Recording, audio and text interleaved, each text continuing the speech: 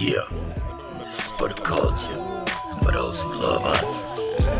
Chill, from CFW, Compton's most wanted in this motherfucker. South side to the best, north side to the beast. Doing folk with the 80. Greater later, player to player. Real shit lasts forever. Let's start. Showtime! All right. Once again, welcome to the Sick I love saying Show. that. Once again, coming back at you. That's right. We got Man, my we co-host. cracking, huh? Yeah, we cracking. We keep it That's pushing. why I love saying that, because we Yeah. keep coming at these motherfuckers. every time. Yeah. All right, we got the co-host Montage One. Yes, you do. The Chill, CMW. You got to chill. What it is. Chill. I am MannyUP. Manny. And we got Big D. Boards guy. D. D, D motherfucker. motherfuckers. And D. man. And so guess what? I always say this, so I'm gonna do a little something different. Okay. Because he is still special. Yeah. But he's a little more than special. He's fucking legendary. So we've been going back and forth with the history of hip hop, the history of West Coast rap. Well, we got a legend. Yes, sir. Super legend. An integral part, Supernova. a humble, professional, musician, artist. We got DJ Battlecat. Nigga, we got the Catch Me Out, nigga. Let's go. Let's go. DJ Welcome, DJ Battlecat. What's in up, Cat? the building. What's going on, man? How Oh, y'all come on, feeling? man. He's giving us How y'all something feel already, today? man. Hey, man. It's a good day, man, when you got Battlecat in the fucking studio, In the bro. place. Always a good dope. day. That's Always dope. a good day. What up, B? All right. So on this show, we try to go, it's called the overview because we celebrate, we don't interrogate our artists. That part. Nor do we hate. Never hating. So we're going to start at the beginning. Yeah. DJ Battlecat, how was you inspired to even start doing music? Well, that backbone of moms and pops, they both are passionate about that music and conceiving me and bringing me to this world while they was doing them as a kid, you know, because they was young, they had me young. So Yeah. they passion was just real organic, man, for music. So that did a lot for me when I was born. I think the soul records that they played, it was just crazy. We're talking about some Eddie Kendrick, Let My People Go, Jimi Hendrix and Buddy Miles, They Don't Know. Just to name a few records. We're talking about I say 70, 71. 71, Okay. 71, I was about We 3 years 70s, old. baby. Yeah. Then I moved to the west side, man, and then, you know, moms and pops, you know, they took a little vacation with each other, but they still had me wrapped around their passion for their lifestyle and music. So, Did they play instruments or they just bumping jams? well, at that time, they was bumping jams, and at least it was a tambourine in there because mine was always some type of musician at hand, whether if it's hand claps or in church or house parties, you know, or applauding someone. She just incorporated that into her instrumentation and a tambourine. But her 45s and 8 tracks and cassettes always kept me going. You know, little did I notice she was programming me at the same time because the way she would select music throughout the day, it was just crazy. Whether cleaning up, preparing Cooking. meals, all about to whoop my ass. You know, everyone got a soundtrack to that. Come on, I think we all do. And then the flip side of my dad, you know, he did some special things with me too, man. We talking about them golden 80s. I didn't know genetically and sonically, me being able to do the music I do from an ear perspective, that gift came from him because he played by ear, I played by ear. We both don't read. So I discovered that later, but early on, Dad got me some percussions and drum sets at 3. I didn't know what to do with them, but I was, you know, breaking them down. But but coming back to him one summer to go live with him was a special moment. We're talking about Third World, Still Pulse. These are 2 reggae's incredible groups. And the Taste of Honey off of 48th and Van Ness from the 40s. Man. That was the vibe back then, bro. So, that was the vibe. So to sum it up with that, thank you. But to shorten it up, my dad did some tremendous things with me and put me in the room with musicians so I could actually see the etiquettes and the language of how they talk and look out for one another as they come up with ideas and exchange and arrange the composition at hand that they rehearsing for whatever the concert they was doing. Right. So that did something for me, and I just thought I kept that with me, and it just said, you know what, I really want this. Right. And so they just promoted me and make sure that I was heard and seen. That's what I love about my mother and father. They were my managers. They were teachers. They were innovators, if they know it or not, and they put me in a place to where I could really be effective and extend this thing to another thing. And then that brotherhood thing had to happen. You know what I'm saying? Because I had a brother with me, rest in peace. So no doubt. While I'm discovering, she like hand that down. So, you know, if he get a job with you, then he can back you up. Right. And ain't no one like someone who know you and understand your passion and your drive, or maybe he can be there as a protector. So I love moms and pops for putting that foundation for me. So that's what it is. Yeah, man. Shout out to that. Shout out to that. Hey, look, real quick. That's crazy because that story sounds like my story. Parallel. And you know, Rhythm a lot D's. and Rhythm D story. Yeah, I was about to say that. You know, a lot of our cultural producers Yeah. and great guys on this end. Right. You know, I think I was speaking on that before for this. We was just embedded with that soul. Right. Yeah. You know what I mean? Right. That soul music. You know what I Yeah. mean? And, you know, like you just said, you know what I'm saying? Pops gave you some sticks and stones and told you to break his bones. You know what I'm saying? Then it was the same thing with my dad. He had us. I remember I had chicken pox, bro. For 2 weeks, you know, kids, chicken pox is when you get itchy bumps all over you. So, you know what I'm saying? I had that. Great description. So Pops had to babysit me. Well, you know, I had to ride with Pops, you know what I'm saying, that whole 2 weeks out of school. And we were around the corner at the park, and he beating on congos and bongos. And Dope. You know what I'm saying? You know, they gave me a little tambourine and a shaker. You know, they drinking, now that I'm older, I know what they was doing. They was drinking their beer. Yeah, they was out chilling. Yeah. You know what I mean? And I'm out there with them. So I think that's where my rhythm come from. You know what I mean? Also my uncles. Living it, seeing it.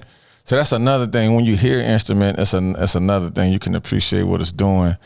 But to actually see family and everyday people being embraced and not counted out. That's another thing that had me so in love with appreciating the instrumentation side. Like, I can do this too. It ain't like, no, you gotta wait, you can't do this. So I love that etiquette that I saw, because I would love to give someone an opportunity to coexist with me with the gift that I do. And that's what I love about Chill. You know, he was seasoned, and we just learned from each other, and we didn't know each other's etiquette from a can of paint. Right. It's only sonically, but not physically in the same room. Right. So it was dope to be able to be in another room with another musician, like-minded. We can talk about that later, how we met it. Right. Again, already knowing each other, but he in my hood. Matter of fact, the boys were in the hood. Right. I'm out the way, y'all. You know what I'm saying? And cooking and caught cat eye. That was a dope ass. He had his back turned, man. He had a couple of keyboards against the wall and the drum machine slapping. I was in the room having a discussion, trying to do the same thing with the guy he was getting down with. He hired me as well. So, but the way, the volume and the sound and the motion of what he was doing, it was interfering with the conversation in a good way. Oh yeah. It was just like making you be like, damn, dude, I'm listening to this shit. Yeah, and then I'm like, hey man, excuse me, phone. Let me see what this is over here. No disrespect. And I walk, and I'm just like looking, because he's handling this business organically, but looking this way with his hands on the keys. So we talking about someone I've been seeing on the album covers, not knowing that he's a musician at hand. Right. And he's passionate about it. Right. So I said, Chill. And the nigga turned around and it was him. And I had chills. The chill factor. Yeah, give it up for that. The chill factor. The motherfucking chill factor. Dope. So on the Sick Show too, we're gonna try, and we've been trying, and I'm glad we got a guide. No, I'm telling you about what we trying to do. Talk about the history of West Coast. Got you. Hip hop. Let's stick to down from the DJ on into what we doing even today. And we got a great guy and a legend. That's what I'm saying. He was there. Yeah, he was there. Starting with the DJs, he was there. So go into your beginnings of your DJing, because that introduced us to you early on, even then. 1979, 59th Street School, not too far behind Jack in the Box on Slauson and Van Ness. Let me give you the description. His name is DJ Reg. DJ Reg. Uncle DJ Reg, at that time, was our DJ for our graduation. So just DJ notice. Reg with the big speaker. Oh yeah, this is the man Give a who's the shout out to second DJ Reg. Yes, That's DJ Reg. he's part of the first generation of Uncle Jams on me. Okay. He's a legendary DJ, programmer, businessman, and uncle, and a mentor to me. Because what he did was taught me DJ etiquettes. Once I later, had opportunity to spend time with him. But I'm at my graduation, right? My dad and my grandmother and mother's there. I'm heavily into dancing. I'm roboting and pop locking and boogalooing. Yeah, That's right. That's right. And really, really, really was passionate about dancing the music. Now, being the drummer and the musician at hand, I'm hitting a different way. And it was so special and endearing to my mom that she was like, look, at this graduation, I want you to do your thing. So, and your daddy's coming. I'm like, oh, cool. I get there. A jam is on. It's by Cameo off the Cameosis album called Shake Your Pants. Yeah, That's right. Shake, shake, shake, shake, shake. Oh, yeah. Now, we talking about funk and hip hop at the same time being heard, because we talking about Sugar Hill Gang, Rapper's Delight. That record was out in 79 when I graduated. So they see me. I see Reg. I'm listening to the records that's being played. I feel like I want to do it. But then he grabs another record, which happened to be the same record. And it's 2 turntables, not 1. I never seen that in my life. Wow. So he's putting the other jam on, and he's doing some different things. I know how the record go. I do routines all the time off the record.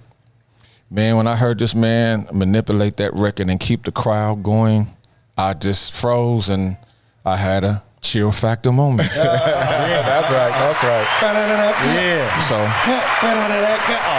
just to shorten it up, that was it. I had to incorporate that with my first gift and my first love, which is drums. So that whole summer, I just made it my business to find out how could I be a part of the art of DJing. So my grandmother had a system in her house, right? But she had the kind that was long like a console. Yeah, I'm about to say the big brown box. The furniture piece. The whole with furniture the turntable piece. deep down into that motherfucker. With the arm on it. Yeah. Then let me tell you how I became either a right or a left hand. I opened the component up. The turntable happened to be to the left. That's why I'm a lefty. Shout out to that lefty shit, 'cause that's me too. Now this is crazy. I got a cassette and I got a 12-inch. I put the 12-inch on. The 12-inch is O'Brien. I'm freaky because I'm into funk and techno and techno hop, whatever we want to call it. Just Planet Rock was out too.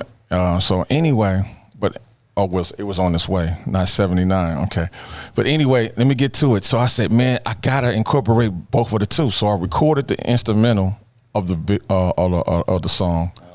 And I did the vocal side of it as well. So once I did that, I seen that I needed to hear them both. I said, how can I make this happen? I see the phono to the left and tape to the right.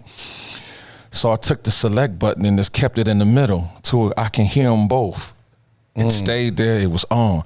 But what was so crazy, when I stood back, by dividing the slider, the selector between phono and cassette, to the right was the cassette, to the left was the turntable. Right. Game over. I got the balance knob. Some say turn the balance knob to the right, which totally canceled out the turntable. Right. Ooh, so the knob is my fader. Yeah. Wow. Wow. So that's it right That's there. an intricate way into the game right there. Shout out to that. God, that's Real crazy. talk. That's crazy. That's dope as hell. Real quick. So, man, you need to make a movie about that, bro. I mean, all this right here is gonna be part of it. So y'all, That's know what right. I'm saying? Yeah. So that's dope to be able to tell that story or implement this visual and audio. You know how you tell a in the story documentary and then they or the got movie. a kid acting that part. Oh, Oh, man. It's already done. We might have to get a kid to act out that part for us. Hey, I'm already like spaghetti. It's done. The first documentary is done. I ain't And how'd you figure it out? Or you was just playing with it and you just had an inkling? Because that's crazy to even understand that young. That's when you tap into what the Most High gave you. We're That's not right. talking about nothing where you follow someone or be inspired by, when you discovering yourself. When you discovering yourself, it's just you, and that's a beautiful thing. Yeah, man. So that's what it was. It was the trial and error. I was determined to hear them both. Right. That's right. So it was so dope that system was designed that way so I can be who I am. It's also That's crazy. That's crazy. Look, And what's then also meanwhile, crazy everybody about else- that? go Look, ahead. real quick. You know what's also crazy about that? Now let's speed up. You know what I mean? To our children, they got tablets, PlayStation. All Yeah. the shit. Everything. They can go in easily. Back then we didn't have all this shit, so he had the idle time to figure this out. Yeah. Yeah. You know what I mean? Yeah. And make it happen. And I'm like, this is pre Pause mixtape era? For me, it was. Because Because that came later. I was already making tapes, and that's what's recording killer, music though. to cassette. If you was doing that before that, bro, No. that's killer. Now listen, when it was time after I discovered my ability and how good it was to stay consistent, thank God, because of my musicianship and timing, I'm using that into the art of DJing. Right. Because Right. Right. I got rhythm and I understand how it go. Okay, this many bars do this. This many bars on this part of the beat do this. So Music does make you understand rhythm. Yeah, man. Playing in church helped me tremendously because I knew when to improvise, I knew when to lay back and stay in the pocket, and then I knew when to solo, which is a beautiful thing. Right. So it's the same way when you're playing records. Right. You're doing the service to the people. Play the jam. Play the jam. Now, if you got something to say and you want to bring the audience to the floor, then you can manipulate the beat, maybe 4 to 8 bars. Right. Say something, but get out of there, shut your mouth, and put that first verse or that song on. They trying to hear they jam. Right. That's right. So I was taught those type of etiquettes early on, seeing them because I'm at my graduation watching this man giving me MC skill set, knowing how to control the crowd, the master of the ceremony. That's ill, man. That's Exactly. You know what? That's Westy as it get. Yeah. Real for real. You know what I'm saying? Like, we know the truth. Okay. Hip hop started on the East Yes. for predominantly everybody. Yeah. You know what I'm saying? But for me, it started on the West because, like I told you before, Run made me want to wear Adidas. You know what I'm saying? Yeah. The Fat Boys made me want to eat. You know what I'm saying? I partied to Curtis Blow. I damn sure wasn't, old enough to fuck with Kool Herc and all that. No disrespect at all. Yeah. But Tidy T and Mixmaster Spade made me an That's where you jumped in. For real. Yeah. That's an Ice T and shit like that made us want to bust. You know what I'm saying? Right. And what Cat is talking about. So the first time I met Cat, that I became a fan of Battle Cat was in the World on Wheels. Oh, You know what I'm yeah. saying? This is back in our motherfucking with the raccoon cat hat. 87. They talking about Niggas is 1987. breaking. Niggas is 87, breaking. 88. Baby New York in that 87. motherfucker breaking. Yeah, because It's on my cold. end, we was going to Skate Depot. Yeah. So when we finally made it to World on Wheels, west coming from side. Compton, you know what I'm saying? It's like, damn, old boy over there fucking up knee deep. I'm like, pick. It was tricky in that motherfucker, oh too. Oh my God, you know what I'm saying? Nice. And it was gangster, you know what I'm Yeah. saying? And we like, we coming all the way from Compton. That's what started hip hop for cats like me. Right. Wow. You know what I'm saying? That's dope. You know what I That's mean? dope as hell. So you figured out you knew you had to be a DJ. You worked it out on the console at home. When you got your professional set or in between professional 2 turntables and really becoming a mix master, take us there. Shortly after leaving the World Class Wrecking Crew, or either still with them, I'm the second generation of the World Class Wrecking Crew. Thanks Shout out to to Richie. that, man. Shout out West to Side. that. Thanks to Richie Rich of the LA Dream Team. It's rich. At this time, I get an invitation to go to Lonzo's studio World Class Wrecking Crew founder and leader and member. Line hop. He at the same time still had a cool relationship with Dre, but Dre found another lane and another flavor of what he wanted to do musically.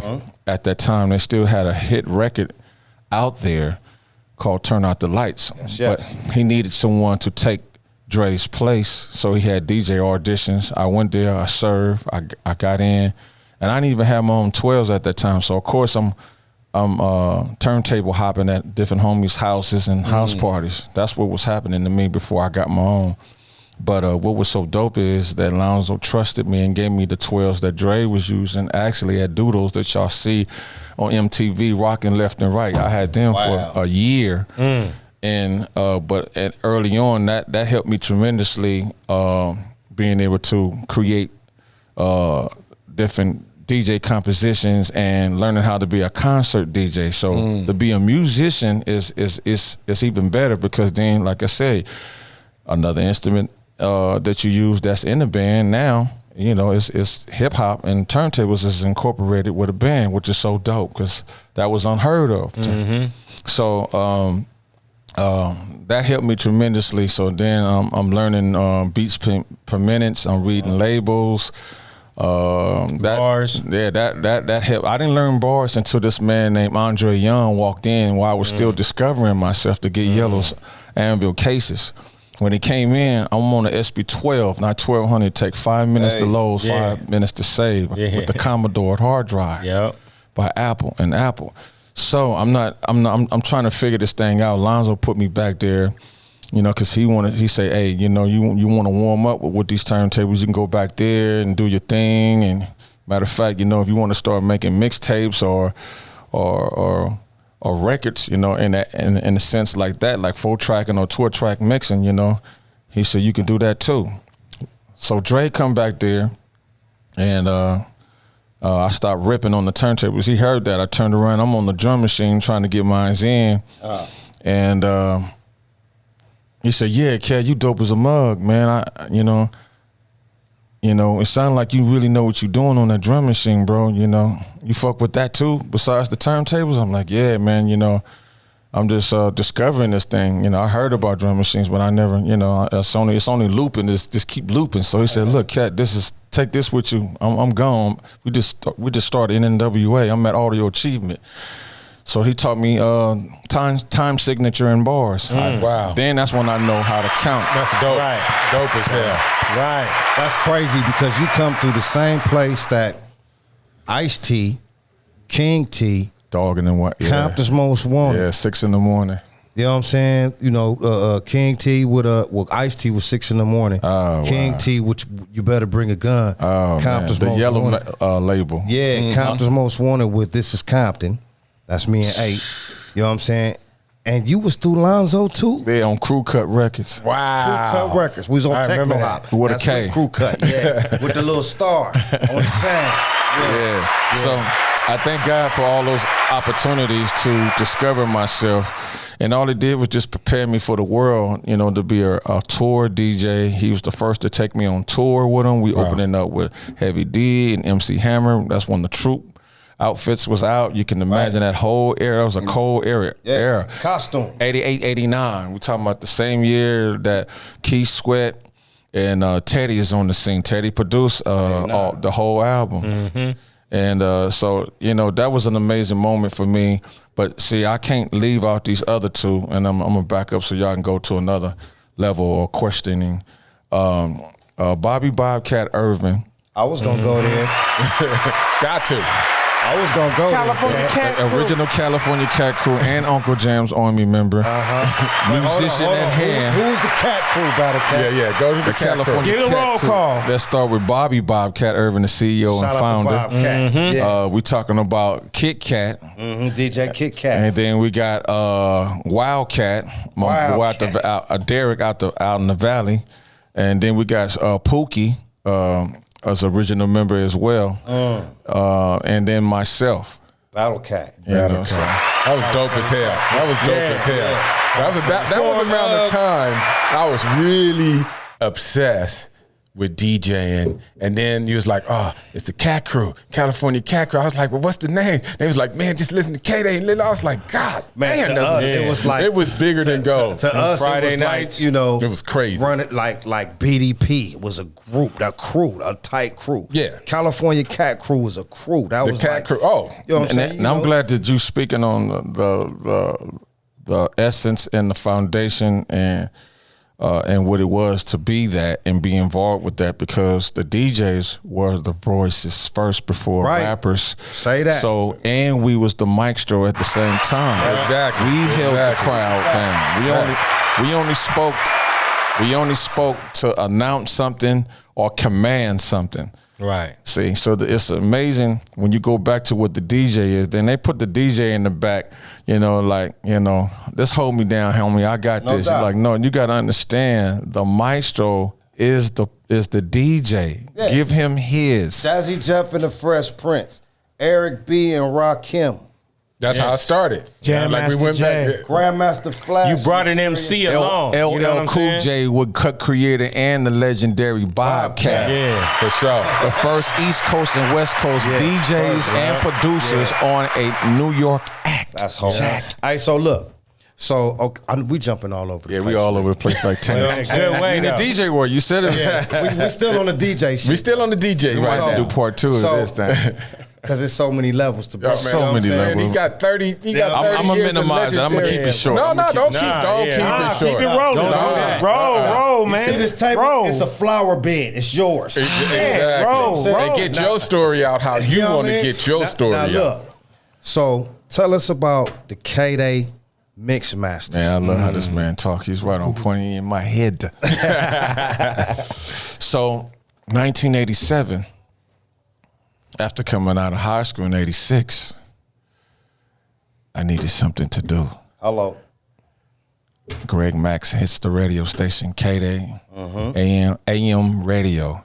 AM radio. About maybe 4 or 5 o'clock in the evening, afternoon on the weekday, announcing an opportunity to be a K-Day Mix Master. This is the last audition and tryout.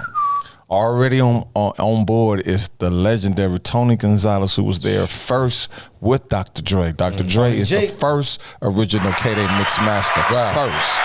Let's get this going. Get We're it talking right, about get it K-Day. right. We're going to get it right with this history. So Bobcat entered at the same time too with Tony Gonzalez. He said, but man, one is taking off with NWA, and the other one in the same year is taking off with LL Cool J. Come on, So they both couldn't stay there to be permanent members, but they are the first original 3 members along with Tony Gonzalez.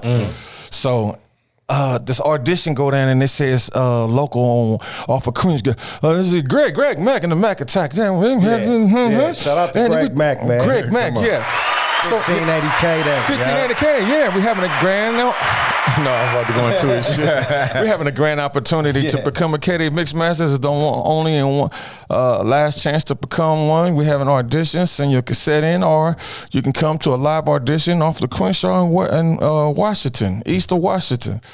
Man, it was announced on the radio that they was going live that night, but that didn't work out broadcasting it, which was kind of cool. But everyone showed up at the Ebony Showcase. Man, this is crazy in Mid-City, California. A young lady takes me home to get my crakes. I zoom up there. I get out there. I got my records right. I brought my own needles. I know how to adjust my needles and the arms and the weight. Wow. So ain't shit jumping. I need to be able to do what I'm doing at my house on the same set. Right. But when I'm looking at 2 legends who's already they already there and they ain't no joke. So I got the needles. I just happened to try theirs and put my record on. It was working.